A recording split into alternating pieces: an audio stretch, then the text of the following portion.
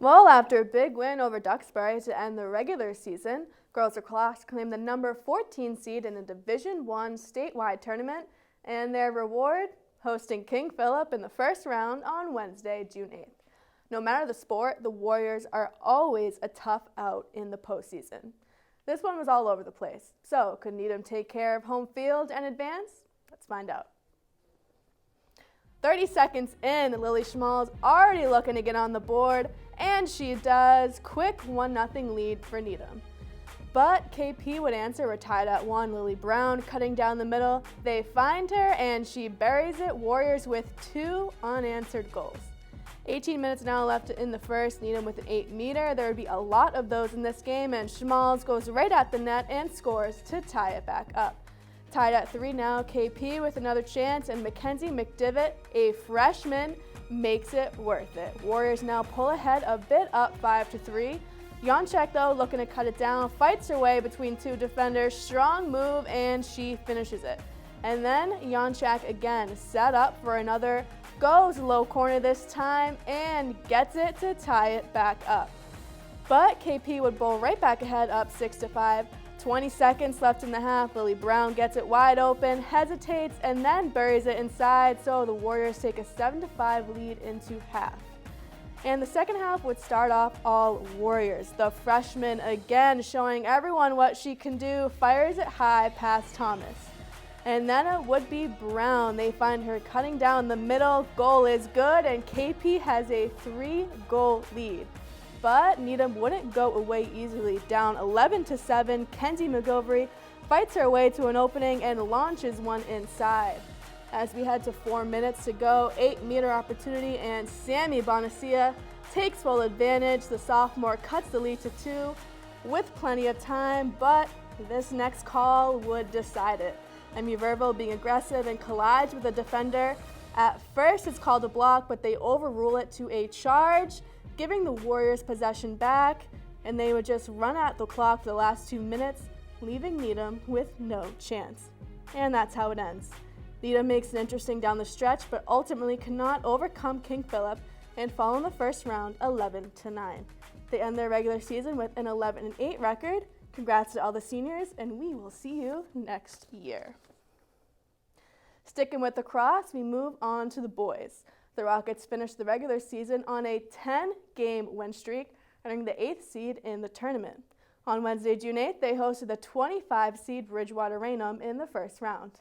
The beginning of this one was very messy. Needham collected several penalties, allowing the Trojans to keep up. But for how long? Back to Memorial we go. Rockets would strike first. Nick Pisano, doing what he always does, curls around to get his first goal of the game. BR would hold on to their own early. Rockets man down after a penalty. Christian Thornton takes advantage and ties this at 1. 4 minutes to go in the first quarter. Sean Riley looking to answer, and he does. Shoots over his shoulder to make it 2-1 Needham. But not for long. As I said, this first quarter would be messy. Dawson DeBoos open up top, rips one at Jimmy Bonacia, and gets it to go. We are tied at 2. But John Hood would come firing back, the senior right down the middle, and buries it to take the lead back. 20 seconds left, Rockets man down again, and Ryan Brinney takes advantage and scores, so we are all tied at 3 after 1. 4 minutes now gone in the second. Pisano looking to be aggressive, and he is, somehow gets this one to go far corner. Then right off the face-off following that last goal, Adrian Rufo with a big win gets it ahead to Pisano, who rips in another. Rockets finally able to pull ahead by 2. And it would keep building from there. 15 seconds left in the half. Jimmy Kenny forces a turnover. 10 seconds to score. Eric Oswald gives it ahead to Pisano, and he gets his 3rd in a row and puts Needham up 6-3 at the half. That's a big goal.